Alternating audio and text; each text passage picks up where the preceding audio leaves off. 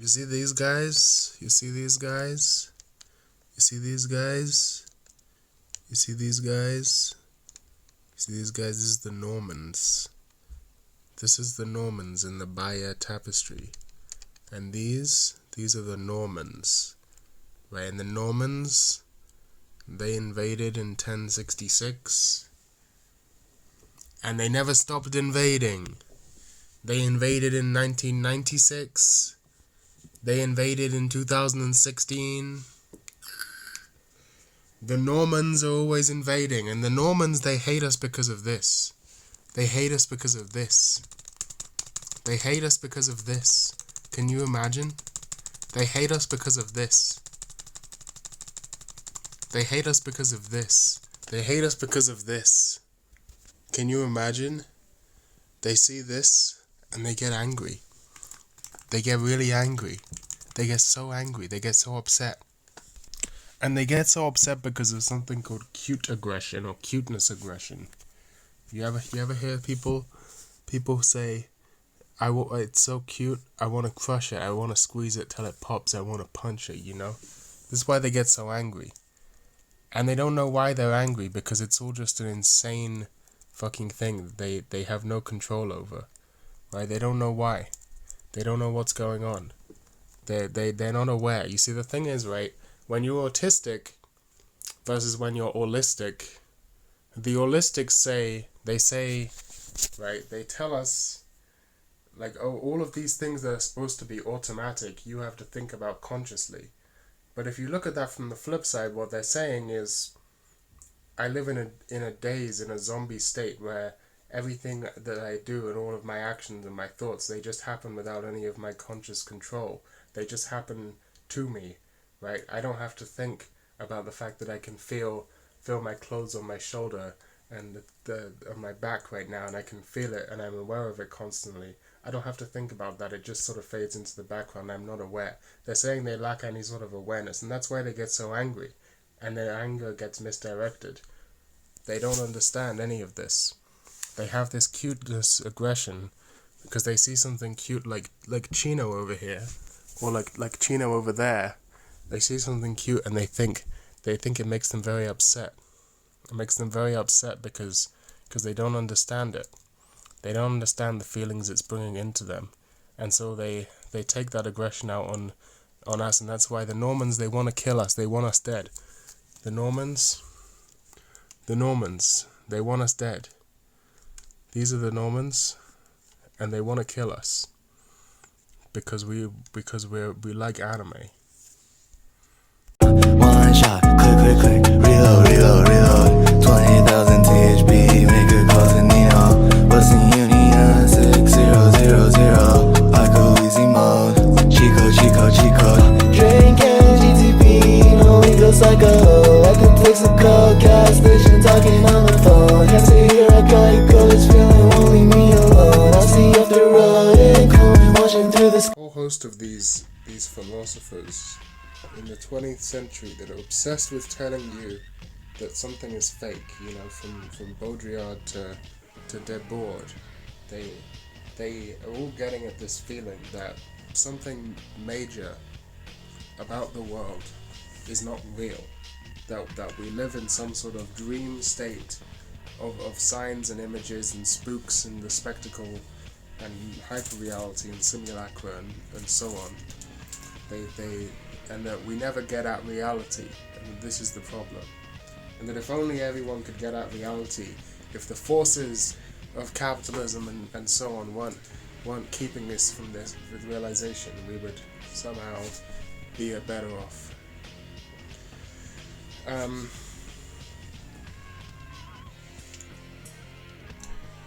No offense to any of those guys. Fuck the real world.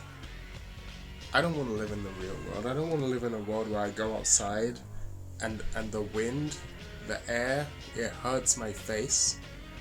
I don't want to live in the real world where people are trying to kill me because of this. I don't want to live in the real world where people are trying to take my stuff. They're trying to rob me. right? I go outside, there's villains, there's hostile mobs, but you can't fight the hostile mobs because it's shit, because it's a kusoge, right? I don't want to live in the real world where any of this shit happens, where you're on the train, and then the train, there's an announcement like, this train is going to be terminating here. You're going to have to get a replacement bus service for the rest of your journey. Then you have to get off the fucking train and get on a bus full of screaming children who just scream. They just scream. It's like children, they just say what we all want to say, and that is just to scream. They just fucking scream constantly, and it's so loud, and there's so many of them, and they're all screaming, and you're trapped on this bus, and it's fucking sweaty and full of disease, right? These people, they're full of disease, and then so you come home, and the next day you're sick, and you're sick for weeks, and you only know sickness because the world is full of disease. I don't want to live there. I want to live here. You know, there's none of that. Why would I want to live there? Baudrillard, tell me, what's so good about the real world? Debord, tell me, what's so bad about the spectacle? Tell me, please. What's the problem? The thing about anime that freaks people out, the thing about otaku media that freaks people out, is that everyone uses this word. It's like the favorite word of everyone. Whether it's otaku themselves, anyone talking about anything, they just use this word. They just use this word like wish fulfillment, fantasy. You know, like, oh my god, it's pure wish fulfillment. It's like none of these people have this wish. You know, you look at like these like typical isekai wish fulfillment shows. It's like no one wants this. No one wants to murder people in an isekai world or whatever. Right? You might want to be the strongest guy, right? You might want to have a harem of beautiful women, but you don't want this because this is flat, right? You don't want this to happen to you because you're shit. You want to dissolve away. You don't want to exist when you're watching this stuff. You're watching this stuff because you specifically do not want to exist. It's not wish fulfillment fantasy. When you're watching some harem isekai bullshit or something like this, so, you know, any of these like stereotypical wish fulfillment anime, and it has all of these, you know, immoral acts. It might be really bad. It might have genuinely immoral, you know, stuff that most people would definitely say is wrong. Even the people who are watching it and enjoying it would say is a bad thing to celebrate, like bad depictions of women or something like this, right? Stuff of senseless violence, you know. And it's not wish fulfillment because these people don't want to do it. If they wanted to do that, they would be doing that. They wouldn't be watching anime about another guy doing that. They watch it, we watch it because we don't want to exist. We want to fucking disappear because life is miserable, okay? You go through life, and I have phases. I have phases where I'm happy. I have phases where I'm happy. A semblance, I have some sort of verisimilitudinous experience of happiness. And I'm like, you know, this is fine. And then the second it goes away and I go back to the familiar despair, I'm like, oh, this was actually just here all the time. The despair was always there, right? It always underlies everything. The despair never goes away. So of course I want to fucking disappear. You should, any reasonable person should want to disappear, but no. These people live in a world that was built for them.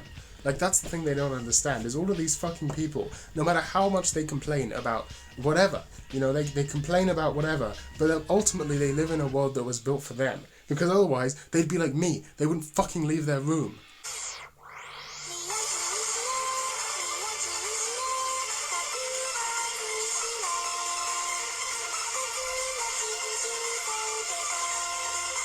You know, I used to be able to say, like, I'm not a real hikikomori because every now and then I go outside to get groceries. But these days, we have the invention of these sort of fast grocery delivery apps. Plus, I generally live with Dotsman. And so I have no reason to go outside and get groceries. And I used to be able to go outside and get beer and vodka. But these days, I don't really drink. Well, I kind of miss drinking. You know, I do drink a little bit. I had a glass of whiskey 2 weeks ago. You know, actually about 2 glasses. I drink a little bit. I didn't quit because it was a problem or anything. It just got boring to me. I had more interesting stuff I wanted to be doing. But tonight's just one of those nights. Okay. We're back. Got my hoard. The thing is, right, to deal with my agoraphobia, or whatever you want to call it, I've developed this strategy where I take my keys inside my pocket, and what I do is I squeeze them so that they stick into my palms and the pointy bits stick in. And the pain, you know, it grounds me. It grounds me somehow.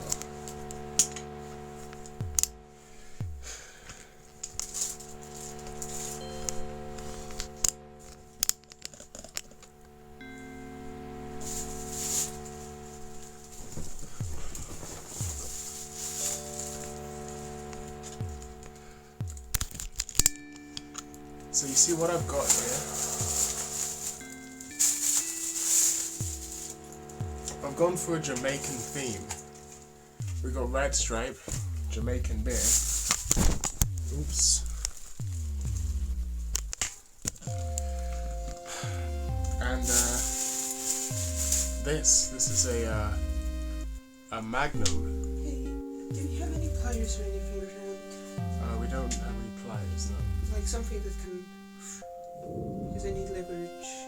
Oh, there should be those forceps. They should be in the other room, somewhere underneath the pile of pink monsters. Okay, I'll see if I can find it. So this is a Magnum, aka Mwag. It's a Jamaican tonic wine. The thing about this is, it gets you where you're going in one sitting. And then finally, most unpredictably, a bottle of water. You might be surprised to learn that I bought a bottle of water, because I would never usually buy a bottle of water. Why am I saying never usually buy a bottle of water? Which is funny, because the way I naturally say it is worse than the meme.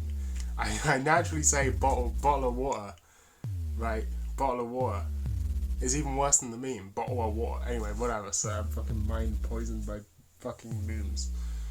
Anyway, the natural... I would never buy this, because it's a scam. It's obviously a scam. Water is free. But, you know my big ass water bottle? The black one? Today I dropped it and it broke. Spilled everywhere. Got a new one coming. Amazon next day delivery. But until then, since I'm drinking, and this is a diuretic, it's going to dehydrate me, it's going to dry me out. I don't want to be, you know, I got this kind of situation going on. A glass of water, right? And the problem with this is, it's tiny. I drink a lot of water anyway. And I don't want to be fucking getting up and going back down every 10 seconds like a goddamn yo-yo. Bottoms up.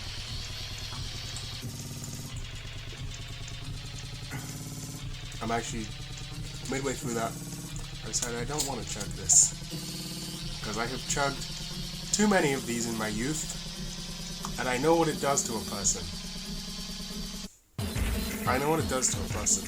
The thing about these is, let me tell you about magnums, because they're a mysterious object. Firstly, the labels are very strange. because it seems to have like two labels on top of each other. I don't know if you can see that. Like if you look at the label, like here, you can see it looks like there's a sticker on top of a label on the back. But that's not a sticker. This is all one conglomerate, one totality of object. This big sticker. There is no sticker on top of a sticker. It's just printed like that. It's just printed to look like. I don't know why it does that. Now the second thing you should know about magnums is they I don't know if you can see this. It says they contain sulfites. Sulfites.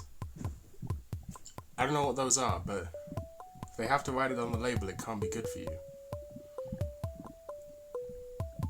But next, as you can see, it's an original Jamaican recipe, and it's 16.5% alcohol.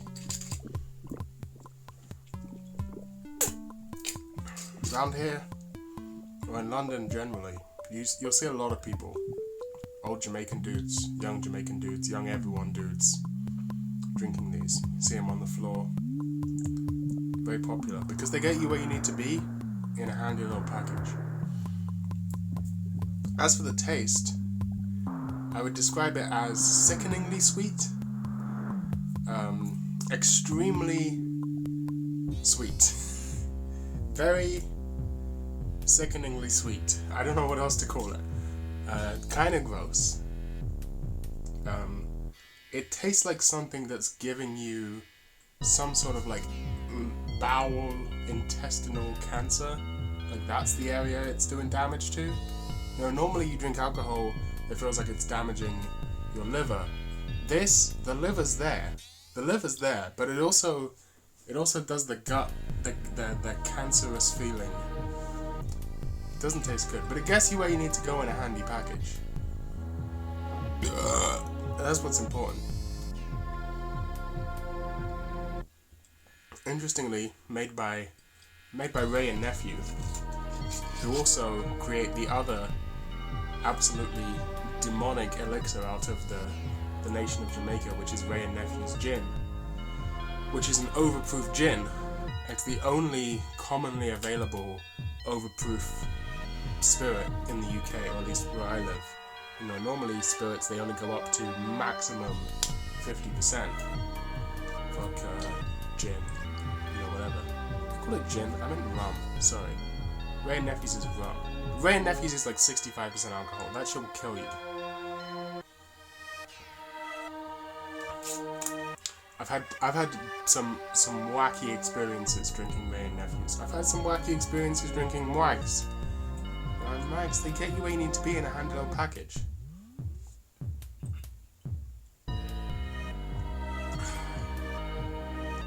Sometimes there's stuff that's alcoholic that's sweet. And it's like it's sweet so you don't taste the alcohol. You don't even realize you're drinking alcohol. You can't really taste the alcohol in this, but in some senses what you are tasting is much worse. I wish I was tasting the alcohol in this. There's the culture. This is the culture. There's other similar beverages, by the way. One called Cherry Bee.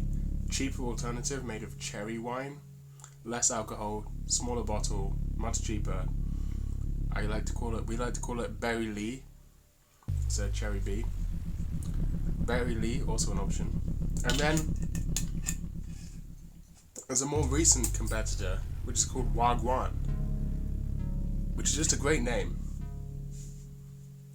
And if I've ever drank that, I don't remember it.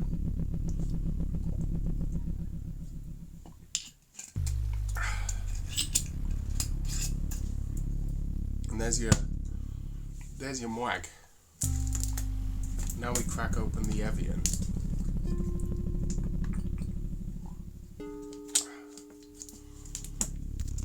So me and my friend in real life, which is funny because this is about to be a story about the least real life you can get. Me and my friend IRL, who's vaguely appeared on this channel before, very vaguely, sometimes known as Low Crazy Bitch. We've been experimenting over the past, or I should say we have experimented over the past 5 or so years we've known each other, maybe longer, I don't know, my memory isn't the best. We've experimented with lucid dreaming. If you don't know what lucid dreaming is when you probably already know, but if you don't know, lucid dreaming is when you're dreaming and you realize you're in a dream, so you can take control of it. And we've experimented with lucid dreaming over these years, and we've both had mild success. He more than me, but both of us have had mild success of achieving this lucid state. And the thing that you come to realize is that lucid dreaming is a very binary affair, in the sense that you end up really doing one of two things, at least in our experience. It is flying and fucking. You fly around the world like Superman, like a bird, and then you spawn in beautiful women that you can have non-reproductive erotic relations with. And that's pretty much it. The weird thing is that after that you kind of run out of ideas. It's like you're given sort of godlike power to do anything you want in the world. And the two things you want to do, really, is escape from the literally oppressive force of gravity and fly around, which becomes really boring surprisingly fast, and just fuck bitches, because you're still a monkey and you have this desire to expend excess energy in the form of non-reproductive erotic activity, evolutionarily, or whatever you want to call it. A little bit of a tie there for you.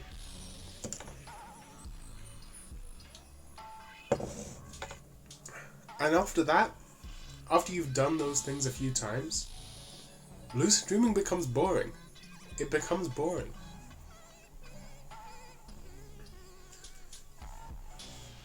They say creativity comes from limitations, and this has been a phrase that I really agree with. I really believe in this. And it makes you sort of question the nature of freedom. Like, what do we really want? Because when you're given total freedom, God powers, to manipulate the world in any way you see fit with no effort. I mean, it takes some skill to lucid dream and to have absolute control over your dream world. It takes some skill, but it's not that hard. The skill is in not waking up, which I think is kind of an interesting metaphor. The skill is in staying asleep, because once you are aware that you're in a dream, everything tries to suck you out of the dream, and the skill is in not letting that take you. But then also, there's this weird dichotomy where it's like, if you really try hard to not let wakefulness take you away from the dream world, you will eventually just forget that you were lucid ever, and you'll just go back to regular, uncontrolled dreaming. This has happened to me quite a few times, where you realize that you were in a dream, and then you just forget that you realized that, and you go back to regular dreaming. But when you're given this sort of total freedom, you don't know what to do with it. You want some level of surprise, some level of stuff that's outside of your control in the world. And it's kind of pathetic, no? That when really push comes to shove and we can do whatever we want, we just want to fly and fuck.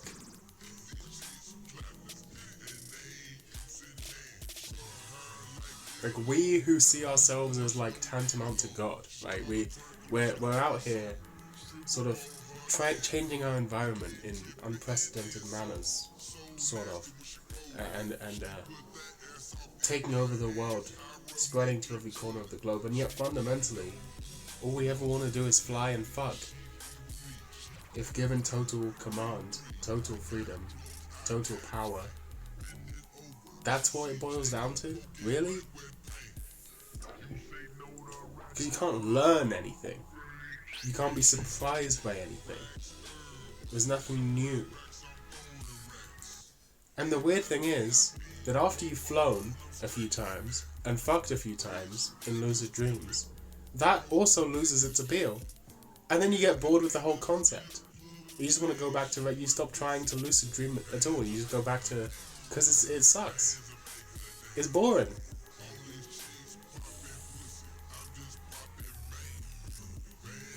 I don't know what that says about me, or I don't know if I'm overgeneralizing the experience. It's just me and Lil Crazy Bitch, we've had the exact same experience with lucid dreaming. He's much more experienced than me, or he's more experienced than me. We've both had many lucid dreams, and we've both experienced the same phenomenon, which is the first thing you do is fly, the second thing you do is fuck, and then you run out of ideas. Maybe this isn't the case for the rest of the population, but it wouldn't surprise me if it was.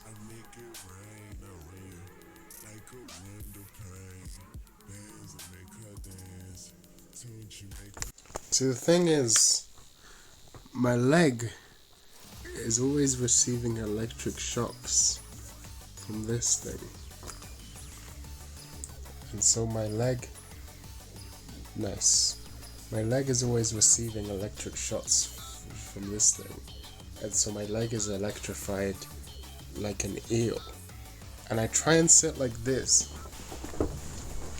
I try and sit with my legs straight to stretch my calves out so they don't get fucked up, because naturally I want to sit cross-legged like this, right? But I feel like you gotta extend them from time to time, but there's no comfortable position. This is the problem. There's no comfortable position in life. There's never been a comfortable position. Such a concept is impossible. As you grow older, listen, knowledge is impossible. It's impossible to have knowledge of anything. Nothing could possibly exist. If anything could exist, it would be impossible to know anything about it. Even if it was possible to know something about it, it would be impossible to communicate that knowledge. Knowledge is impossible. But when you grow older, as you grow older, you gain an acquaintance with pain. That's the only thing you gain. You don't gain knowledge, experience, or anything. You just gain an acquaintance with pain.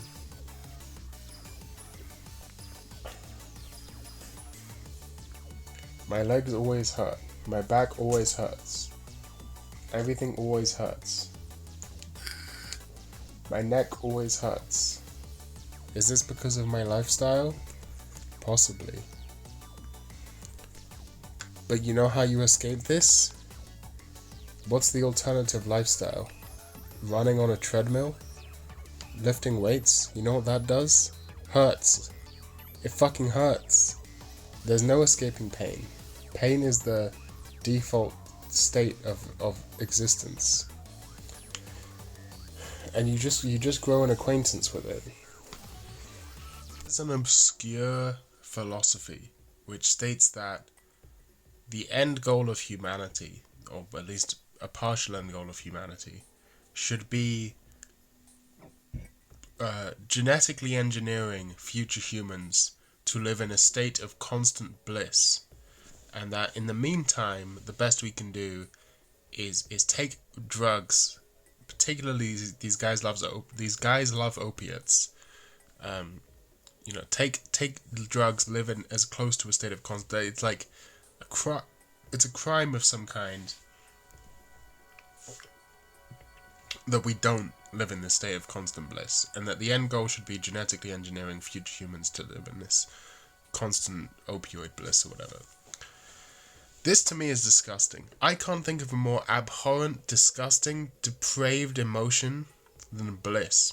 I want no part in this. I want no part in bliss.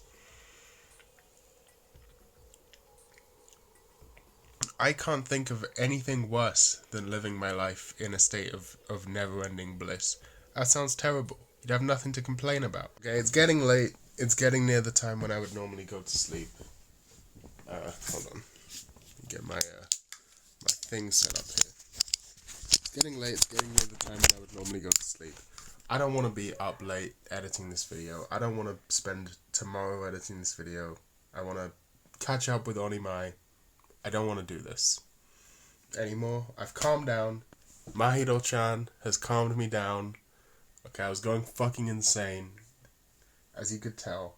But what's the point of any of this, right? Like, there's a reason that I have sort of slowly moved away from making videos like the one you're watching now. Because a lot of my old videos were very similar to this one. It's very self-indulgent. It doesn't help anyone. It's kind of just masturbatory, you know. So yeah, I haven't changed my whatever the fuck you would call this, top. I haven't changed my top since the last video. It's not dirty. It's clean. It's fucking clean. I wear a different shirt underneath it. It's not getting dirty. Okay, fuck you. I'm not here to impress anyone. So it's nice being a lightweight again after many years of not being a lightweight because I was drinking all the time, so I had a tolerance. I don't have a tolerance to alcohol anymore. It's great. I had 1 Magnum and 2 beers, and I'm like in a perfect place. This is I haven't felt this since I was like 14. It's great. It's great. It saves me a bunch of money as long as I just don't drink often, which I don't plan on doing. The point is, right? Who are you? Who are you to tell me? Who are you to tell me that this or that like this, like this, right, is more real than this? And if it is, then I don't want any part in it. I don't want any part in it. It's not for me. You know, this was made for me. You know, everything from the ground up, to the operating system itself, which you know, I fucking fucked with to suit me, right? It has my config that I wrote. It has my rice. It has my programs that I installed by hand, and I'm watching my shows that I like, that were made for people like me, with my tastes. You know? I have to go this far just to experience the feeling that everyone else gets by just being in the world. Where, you know, they get fucking shocked, right? You know this thing about car dependency has blown up recently. That, like, cities, especially in America, are very car dependent. They're built for cars first. And this is a real problem. Like, I agree. I sympathize with the position, especially because I'm definitely a train nerd. Okay, I love trains as a concept. As I have said before, trains are the closest thing to real life Gundams. Like, trains are fucking cool. Big fan of trains. Love Thomas the Tank Engine. Love trains in general. Big train nerd. Oh, no, okay, I can't call myself a big train nerd because I'm not a real big train nerd compared to the big train nerds. But I like trains on a visceral level. So obviously I'm pro all of this policy to improve public transport. Also don't own a car and have no intention of owning a car because I live in a city with good public transport, or decent public transport. So yeah, there's this whole thing, particularly in America, there's a movement against car-dependent cities. And the sort of fundamental philosophy of this movement to create walkable cities is this concept of, like, cities that aren't built for cars but are built for humans, right? That, like, what if we stop building our cities for cars and start building them for humans? Or, like, that city isn't built for people, it's built for cars. And like that's the only sort of situation where like Ryaju are experiencing a world that wasn't built for them. Imagine that's your entire, like, not just in the built environment, but every little tiny interconnected system in the world is like that for me. Like, yes, car dependency is one of them, but that's the biggest, most egregious example for like Ryaju, for the Norman invaders, the Norman conquest, right? But for me, that's like almost every little system that you interact with on a day-to-day basis doesn't feel to the point of like language or little social games, little standard setups in society of relationships, of what you ought to do, or all of this stuff, all of the basic systems that make up the world. They feel the same to me as car dependency feels to Ryaju, in the sense that it's like it's built for some other thing. It's built to benefit and to serve some other thing that isn't me. It's alien to me, or I'm alien to it. I'm an alien observer. And so can you blame me for feeling more alienated from the world of the real, or even if you want to say that those are just another form of images, whatever you want to call it. I mean, I'm talking about stuff like social and talking to other human beings in the real world. Okay, like just going outside. It's not just the car dependency that makes me feel alienated. There can be no cars. I can be in the middle of a fucking forest. The forest isn't built for me. That's why people like the forest, right? The point of the forest is that it isn't built for humans. It's nice to feel subsumed by something, that not everything has to serve you. That's nice. Okay, I'm happy with that. I like that. But there's a difference. There's a difference between that and things being like actively hostile, which most things are to me. Even to just do basic shit requires stuff of me that is shouldn't be hard. It's like, for most people, it seems insane to call it hard. Like going to an appointment shouldn't be hard, but it is hard when you can't maintain a sleep cycle, and I've never been able to maintain a sleep cycle. And it's like, you book an appointment without knowing, 2 weeks in advance. I don't know if I will be awake at that time. I don't know when I book that appointment. There's a million different tiny examples that are similar to this, where it's just like everything is actively hostile towards me. My own body isn't built for me. All I experience is pain and aches and tiredness, and it's not just human built stuff. It's the universe itself. It's my body. It's the air that I breathe. It's everything. Feels like it's actively hostile towards me. And so, fuck the real world. Fuck the real world. This is not hostile. This likes me. This is built for me. By people like me, for people like me. It's wonderful. Okay? And there's fuckers out there who want to take this away from me. I will never forgive them for this. Okay? I don't have much. I don't have much. There's anime and there's TF2 and there's not much else. Right? I fucking love Team Fortress 2.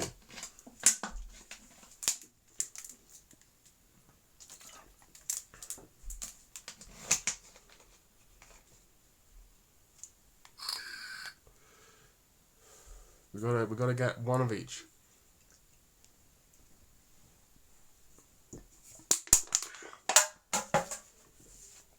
Okay.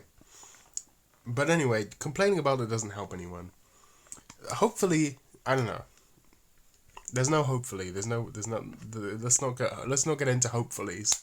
This video isn't about hopefullys. There's no point to this, right? There's no point to pointing this out. Other than, I'm trapped in this sort of like push-pull of knowing, like, something else that's hostile towards me is the very concept of identity. Most people seem to not understand this at all, how this could possibly be a bad thing. Like, there's this push and pull where it's like, on the one hand, I identify a lot with otaku, and I see myself a lot in it. But on the other hand, I know that the process of identification is a cage, right? It's bad, it's harmful, at least to me. And so there's this push and pull between like feeling like I want to identify as an otaku, a hikikomori, any of these things, versus the reality, or it's not necessarily the reality, neither of these is really the reality, none of them approach reality, but the other side of seeing myself in multiplicities as a sort of cloud of desire and flows and so on. So there's that relationship, which is weird. It's weird to navigate. It's a weird thing. I'm not gonna say like it's good or bad. It's just weird to navigate.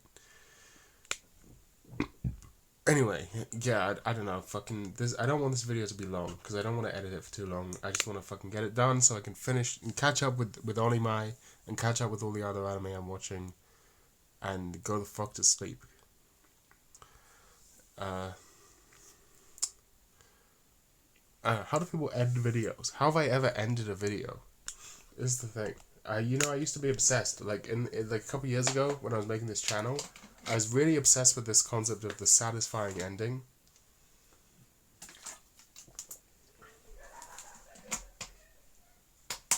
I was really obsessed with this concept of the satisfying ending. The problem is, to have a satisfying ending, the end has to be built into the beginning. You have to have this sort of like setup and payoff. But the way I'm making stuff is more like free jazz. There's no knowledge of how it's going to end when it begins, because it's very improvisational and spontaneous. I think that's part of the appeal. But just like improv comedy, like when you watch improv, sometimes it's funny, but it tends to either drag on too long or it just sort of ends abruptly. And my stuff has always been kind of similar to that, whether it's music or YouTube videos or whatever I make. I'm always very spontaneous because I don't know how else to do anything. I wish I could plan stuff out more rigorously, but I don't really know how to. And so I always feel like it either goes on too long or ends too suddenly without a sort of satisfying ending. Not that really matters, but I guess it's kind of a little thing that I've always noticed. Yeah, you understand the point. I don't need to keep going. You understand what this video is about. Hopefully. Hope it wasn't too depressing. I was feeling pretty bad when I started making it. I was going a bit insane. But I've calmed down now. The anime saves me, as it always does. You know, there's this great song, Sound System gonna bring me back up. One thing that I can depend on. You know that song? Sound System gonna bring me back up, yeah. One thing that I can depend on.